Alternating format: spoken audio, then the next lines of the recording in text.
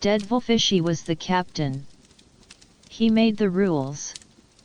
Except that, as a child goblin, Fukok had never worried much about the rules before. But, now, Fukok found herself inside of this crowded tight little space, and she had to follow the rules. Fukok had gone on an adventure with her friends and now, somehow, she had gotten a job. Trugyuk with the big hat had said that they could come along and it would be a great and wondrous adventure that Fukok would tell her grandchildren about. That of course was silly.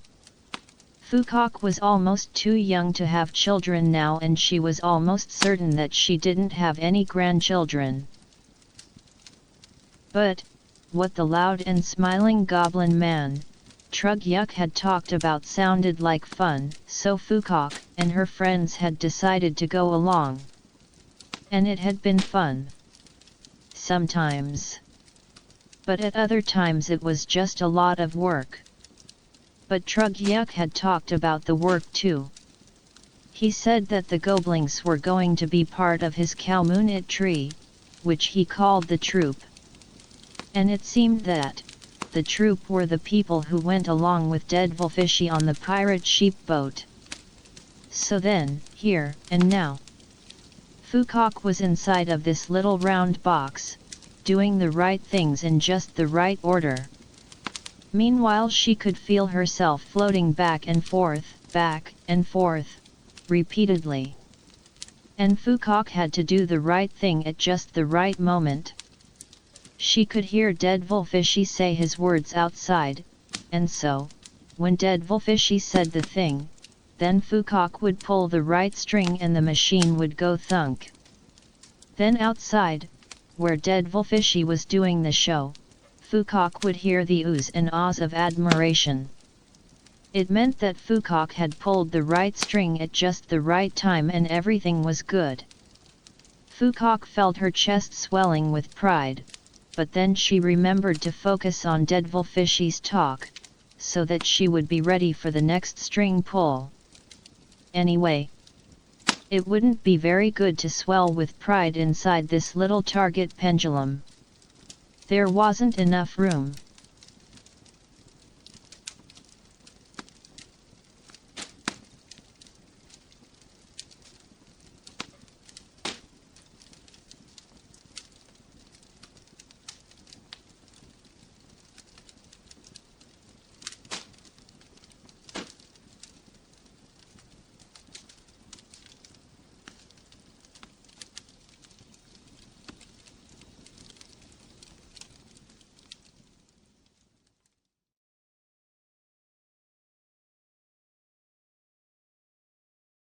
Hello and welcome, for sure.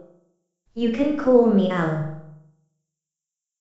So, did you follow what was going on with the goblin named Vukork? She seems to have gotten herself locked in a box of some sort. So, this was all part of some sort of job. The goblins have joined with a group of pirates called the Troop, and Vukork is working at a job where she has to follow the rules. At this part of the story, our audience must be wondering what is going on. This is all a puzzle. For us who are building this story, writing a story with a puzzle offers its own questions. The first is, how hard do we make the puzzle?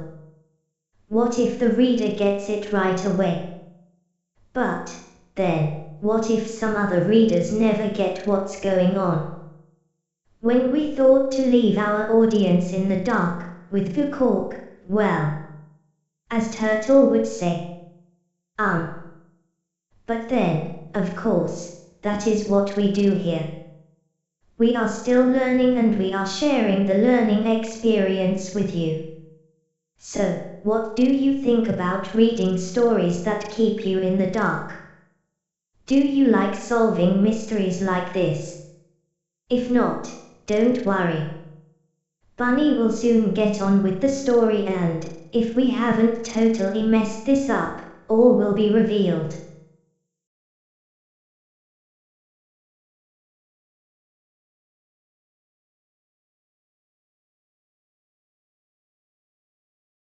Hello and,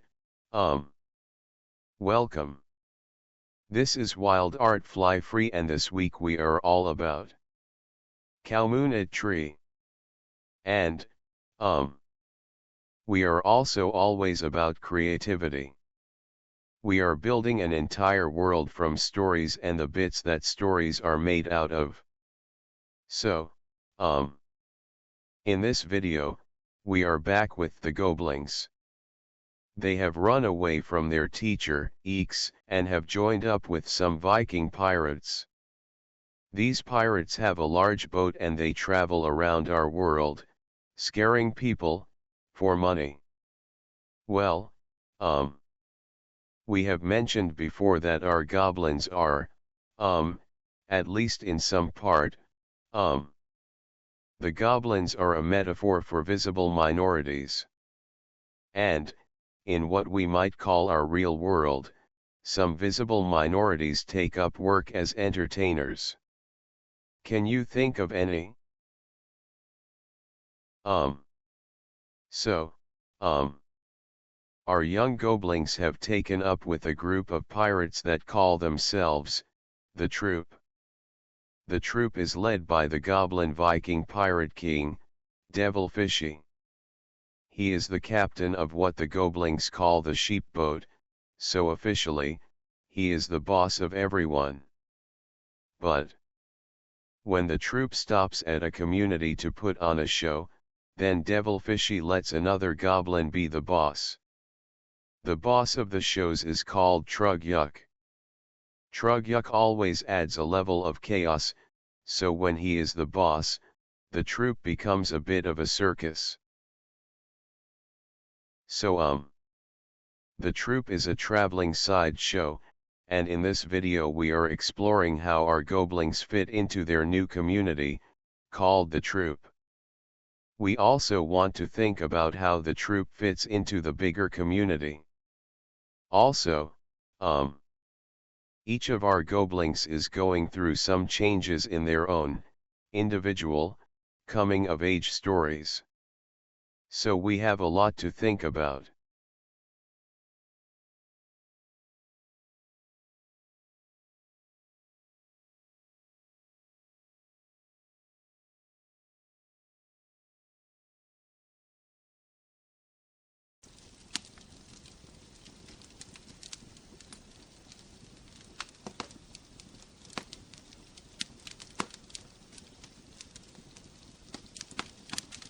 Outlug braced herself, and prepared herself to meet her fate.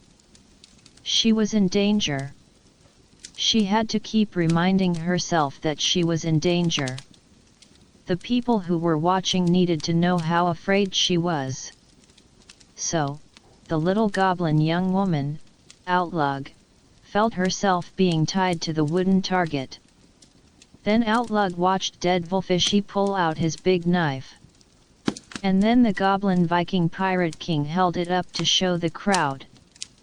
That knife was big, and it was shiny, and it was sharp. Then Devilfishy picked up a weed plant and showed it to the crowd. The plant had bright little flowers. Outlug had been told that she was like those flowers. And she should be very afraid, especially when Devilfishy swung the big sharp shiny knife to cut the heads off of all the little flowers. Outlug shrieked. And then she closed her eyes and whimpered. Outlug was as afraid as any goblin girl had been afraid, ever. Well, that's what Devilfishy wanted, wasn't it? That Outlug would show the crowd how afraid she was. So Outlug imagined that big, sharp, shiny knife flying right into her tummy. That was what she was thinking about now. And then Zigmemsen came up to her. He was crying too. He looked like he was afraid too. Outlug was impressed, until she remembered to be afraid. But Outlug remembered to save being impressed for later and to tell Zigmemsen. He didn't like people to ever see him be afraid, and to show being afraid now, in front of all of these people. anyway. Now. Zigmemsen gave the pendulum a push and it swung out and away and Outlug swung with it. Then the pendulum slowed and stopped and swung back the other way. This is just like how they had practiced so many times before. And Deadwolfishy pulled out his big knife, and Outlug remembered to shake her head in fear and to whimper.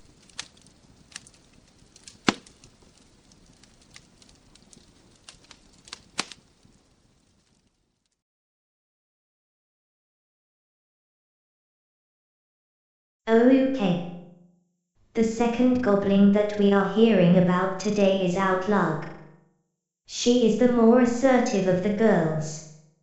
Is that why she got to stay out in the sunshine and be used for target practice, while the cork was put into the target itself? So, have you thought about some of the questions that I was asking earlier? How can we create a puzzle for our audience that is not going to be too easy or too hard? Okay. In this story, we reveal the answer to the puzzle fairly quickly. If you guessed what was happening already, good for you. Otherwise, no worries. But, my question still stands. We will probably want to add some more puzzles and mysteries to our world by building more puzzle types of stories. So then, what mysteries do you like to read? Do you like the Agatha Christie novels? She gives us all of the clues that we need for at least 2 mysteries in each story. Arthur Conan Doyle didn't give us that much. Sometimes Sherlock Holmes would tell us things in the reveal that we had never heard in the story, such as a Peruvian spider whose bite made you forget the last 45 minutes. And of course, there's always the Great Columbo, where we know who did it, but we have the mystery of how the lieutenant is going to prove it. Anyway, and, okay. Now we are going to show a vignette of how our goblins got to where they are in this video. After that we still have some of Bunny's stories about how the boy goblins are doing. So then, we really hope that you can hang in so that we can talk about where our story should go from here.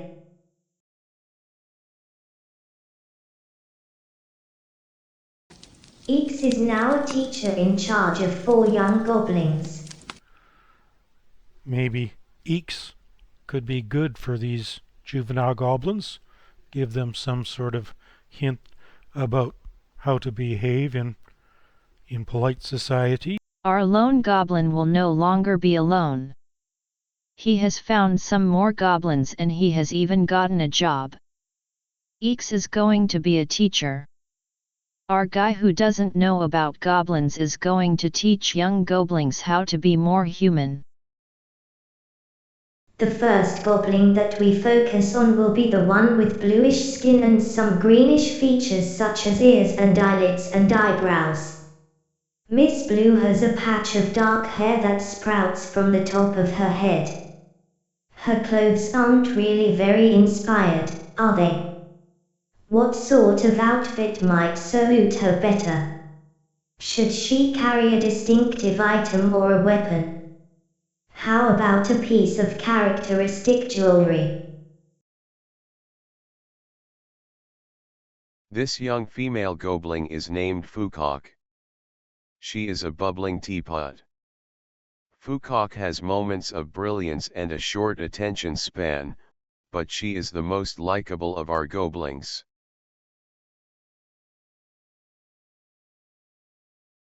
Next we have a guy with green skin and brown leather.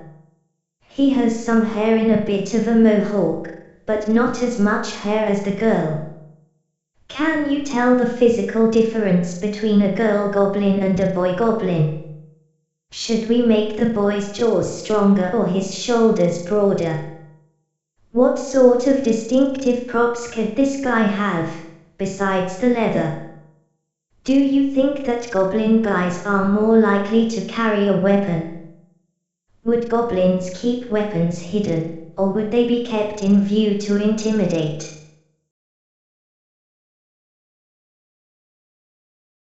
This young guy is the most charismatic of our goblin group. He is always the center of attention, even when he would be safer to stay quiet. His name is Zygmemson.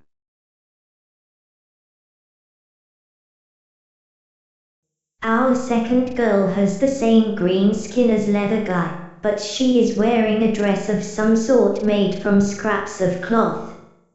It's actually denim if you dare to look close enough.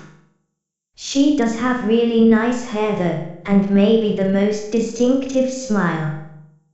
Do you think that she might be fashion conscious? Does she like her dress? Goblins don't wear shoes, normally. Would this lady want to set a new trend?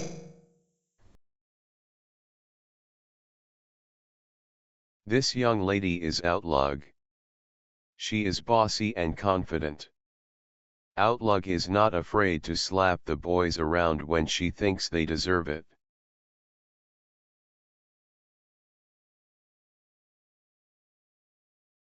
We will get to know these guys more as we go along, but we could certainly speculate on the way. Really?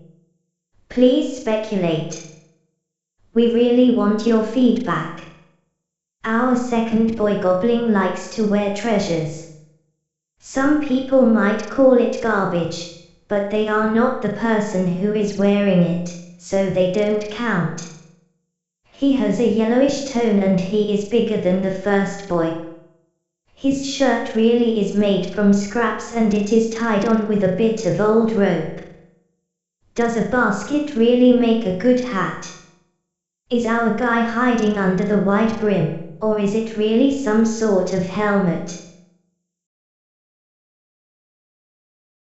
We have named this guy, Gush. He is tall and fit. Gush doesn't think of himself as smart, and it is a self-fulfilling prophecy. Gush isn't really shy, but he is happy to leave the talking to anyone with something to say. They won't be in a hurry once they get away from Swanford, so let's say they will take about 2 days per dot on average. There are somewhere close to 100 dots on the path, so we could think about 200 days for the trip. But then their path suggests that they didn't stay on the roads. Maybe the wagon didn't last. So, did they use their horse, named Lily, as a pack animal? None of the group would know how to handle a horse. Maybe it was Lily who did the handling. Okay, Owl wanted us to think about how Dowwig and Eeks might fail in the eyes of the Goblin students. Maybe, to goblins Dowwig is the ideal human. So, what would that be like? Most goblins would probably think that humans are devious and cunning. Compared to goblins, humans would also be persistent to the point of pig-headedness. Humans also have no sense of style and are close-minded to the point of being cruel. So then, how will Dowwig fail? Okay, Now, how about Eeks? The goblins would have a higher opinion of Eeks. Obviously, even a messed up goblin is still a goblin, and Eeks is kind of cool, in his messed upness. Now though, the group has been traveling for many weeks by this time.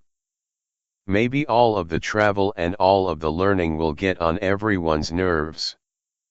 So now, how about if Eeks has been promising something to the Goblins and it isn't going to happen? What would the Goblins want? After weeks traveling and also learning? What would Eeks have been promising them to keep them motivated?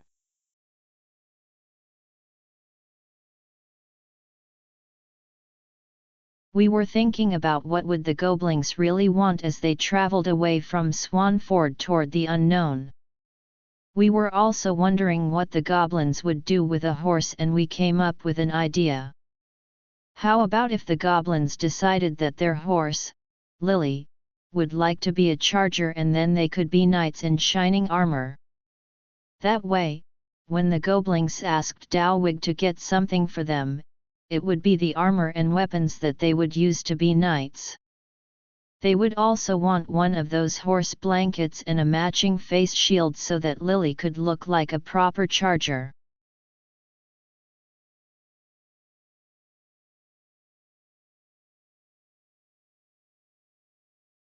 Oh, okay. Eeks will be down by the water, looking for the goblins. Then he will see the Viking pirate Borwood just catching the wind on its way out of the port. And there, in the rigging, is clearly Jish's bebaskethead hat, as the little bugger gives Eeks a slow wave and a smile.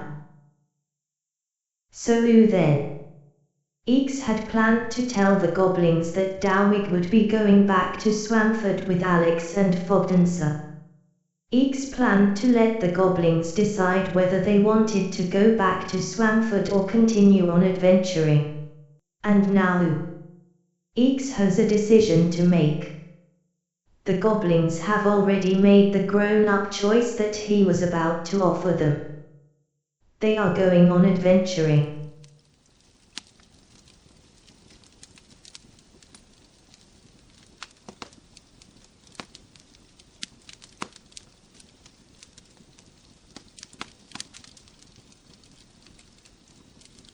Zygmemson didn't like crying in front of everyone, but Trugyuk explained it. It was part of a game that the troupe was playing with the bull-brains. Bull-brain was the word that goblins used for the slow-witted people who weren't goblins. It was more often for the big humans, but it worked for the proper-sized halflings and gnomes and dwarfs too. Anyway, crying was Zygmemson's job, now that he was a member of the troupe. Trugyuk had chosen Zygmemson for the job because of how tricksy the young man goblin was. That was another thing that Zygmemson liked. Trugyuk and Deadvolfishy both called him an adult and treated him like one. Of course, crying in front of all of those bull-brains didn't make Zygmemson look very adult, but then, that was the bull-brains anyway. The troupe knew the truth, and the trick went a lot better when he cried, so Zygmemson did a really good cry. This was just after Deadvolfishy had shown the crowd of bull-brains just how big and sharp his knife was. And now, the Goblin Pirate King was about to throw the knife at the target that Outlug was tied to. So this was the moment when Zygmemson had to act. Just before it was too late, he ran up to Deadvolfishy and wrapped his arms around the goblin man. "No," he cried, "you could miss. You will miss. Please, Devil King. Don't do it." "Get off you!" Deadvolfishy pushed the goblin youth away. At the same time, Zygmemson felt the extra weight of the sharp knife pulling down on his hidden pocket. And now Deadvolfishy held the fake, flickery knife, over his head, ready to throw. Deadvolfishy said, "It's done," and flicked the flickery knife so that everyone who was watching and didn't know about the flickery knife was sure he had thrown it. And then thunk! The knife was vibrating and sticking out of the target right next to Outlug's leg. Outlug screamed. This was very good tricksy, and Zygmemson was very happy and grateful to be a part of it. Now his job was to stand nearby, shaking and flinching with every throw. Yes, that was Zygmemson's job now. He needed to react. He needed to show as much fear as Outlug was showing. Well, the young man goblin knew that he could never match Outlug for looking afraid, but, well, he could only do his best, so that's what he did.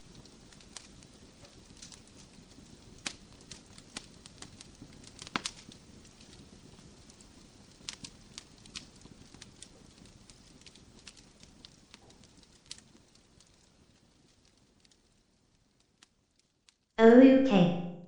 So, were you able to follow along with what we were trying to show?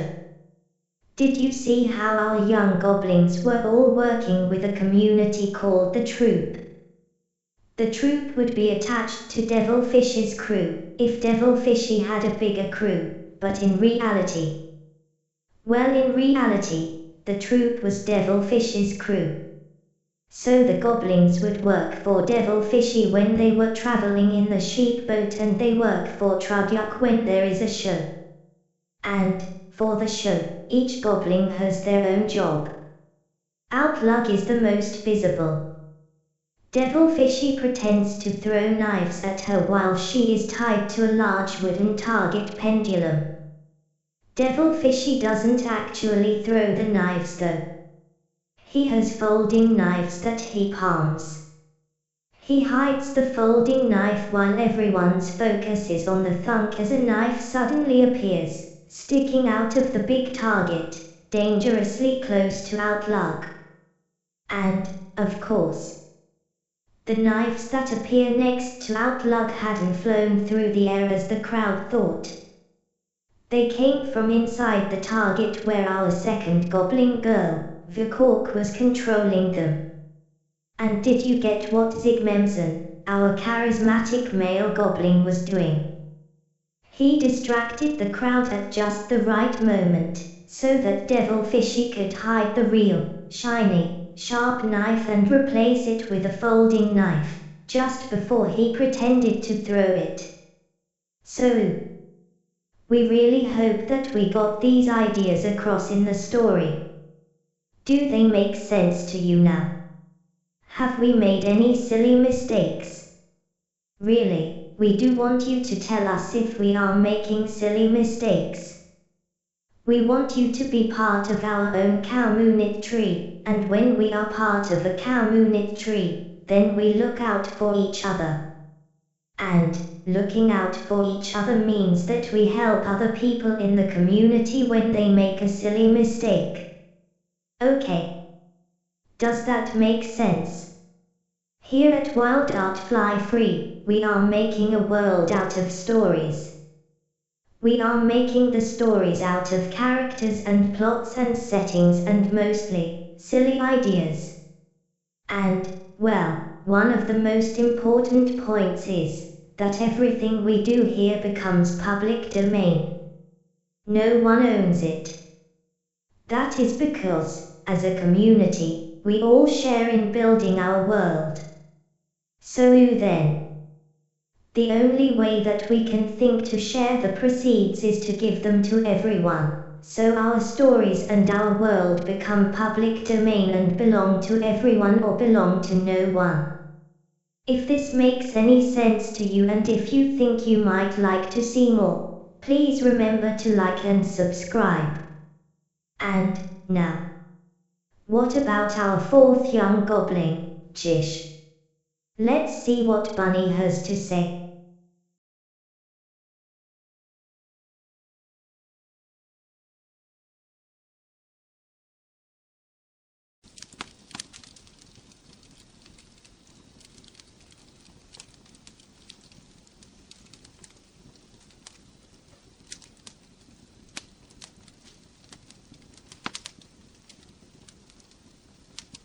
Gish didn't feel very smart, but he had smart friends and he was glad that he could help them. The big hat guy, Trudyuk, had been very careful to explain that they were doing a trick.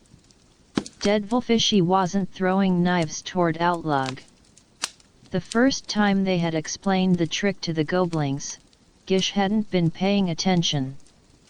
Then when he saw Devilfishy do the throw and then the knife sticking out right next to Outlug. Well, Devilfishy didn't look so much the big goblin while he was flat on the ground under Gish. But, later, Trudyuk talked to Devilfishy and they both laughed. So, that meant that maybe Gish wasn't in such big trouble for flattening the Goblin Pirate King onto the ground.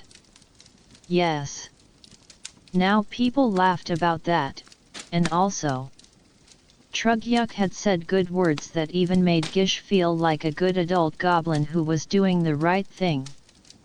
Not a silly foolish young goblin thing. He said that Gish had done the heroic brave thing, and Trugyuk said he wished the heroic thing could have been part of the show. But that's okay, because, well, not everyone should be in the show. Some people were best doing the work that the show needed to be the show. Gish could be a hero by carrying stuff and pulling ropes and standing watch. Trugyuk even gave Gish a token for his hat. This would be good market thing for the show, he said. It was a little flag with the troop's mark on it. This was the same as the mark that was on the cart and the tent. Gish was glad to be part of the troop and to do carrying and pulling and standing for the troop. And he even wore the market thing for the show.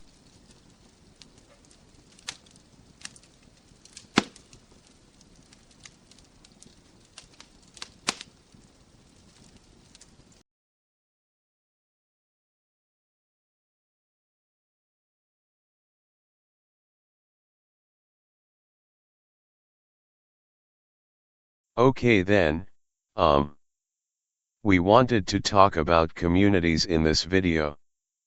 And well, we did learn about how the Goblins joined with a traveling sideshow, called the Troupe, which is a type of community. We even touched on how the Troupe interacted with the greater communities that they visited. So how would the towns that the Troupe visit feel about the Troupe? The Troupe is mostly goblins, so of course the townspeople will have some prejudices. Would the Troupe's little circus acts help or hurt how the townspeople feel about goblins? Also, how about our 4 young goblins? Would Fukok, Zigmemsen, Jish and Outlug be considered a small community themselves? Can you have a community with only 4 members? And, can we have a small community within a bigger community? And can we even have the bigger community be part of an even larger community? Well, of course, these things all depend on what we call a community. So, tell us what you think. Or, let's just move on. We have been following several stories and we do want to get back to each one, but for now, we are thinking that we want to stay with the goblins for a bit. In our next video, we will check in on Eeks, who was the goblins' teacher, before they snuck off with the Viking pirate sideshow. As for our other characters, we have decided that the wealthy human, Dowig, will join up with his female counterpart, Alex. Together they will care for our halfling orphan child, Fog Dancer. Anyway that leaves Eeks back to being the lone goblin. But, as it turns out, he is not really alone. We must not forget about the cart horse, Lily. So then, how well would you guess that the lone goblin can get on with the horse? Anyway, that's what we will be playing with for our next video. We really hope that you can join us for that. If you are interested, just like and subscribe to feed the algorithm. We do want to keep it happy.